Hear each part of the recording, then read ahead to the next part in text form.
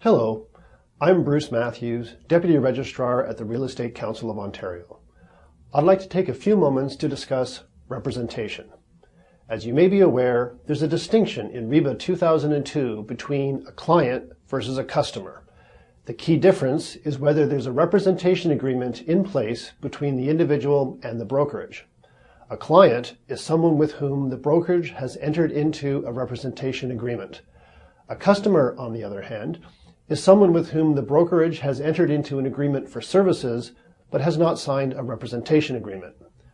So what is a representation agreement?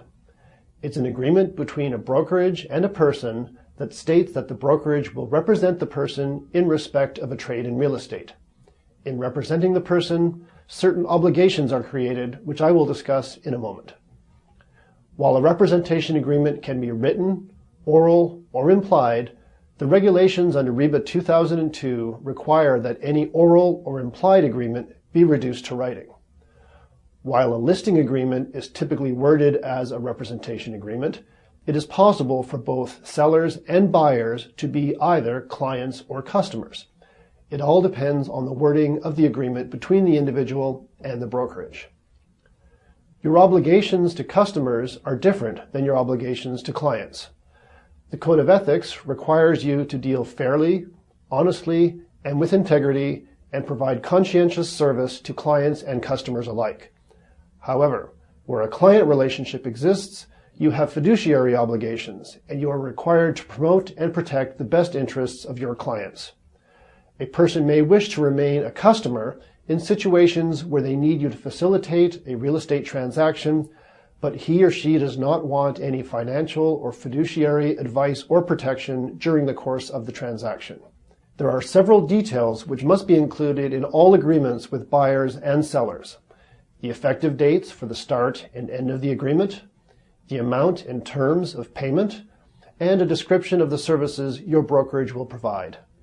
In addition, if an agreement will be in effect for more than 6 months, the buyer or seller must specifically acknowledge that fact in the agreement.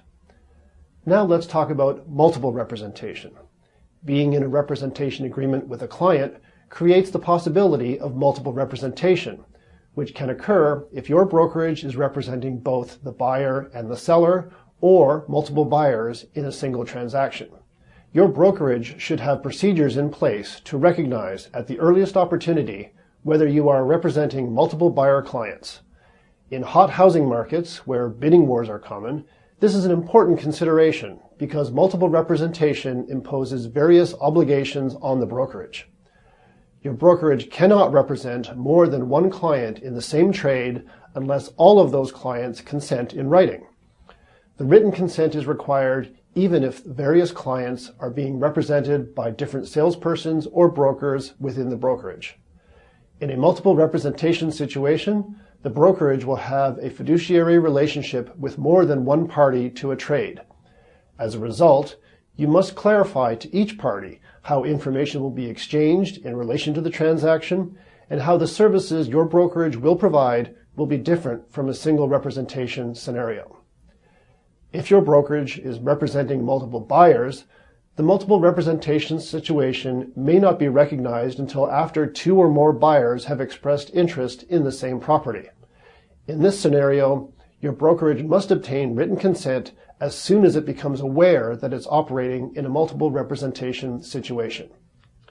If one or more clients do not consent to multiple representation, then you must take action to release clients so that you are either in a single representation situation or all the remaining clients you are representing have consented to multiple representation. The released clients, be they buyers or sellers, are free to seek alternative representation, and you may wish to assist them in that regard by referring them to another brokerage. I encourage you to learn more about representation by reading the Registrar's Bulletin on RECO's website. You can find it in the Industry Professional section of the website under Registration. Thank you for watching.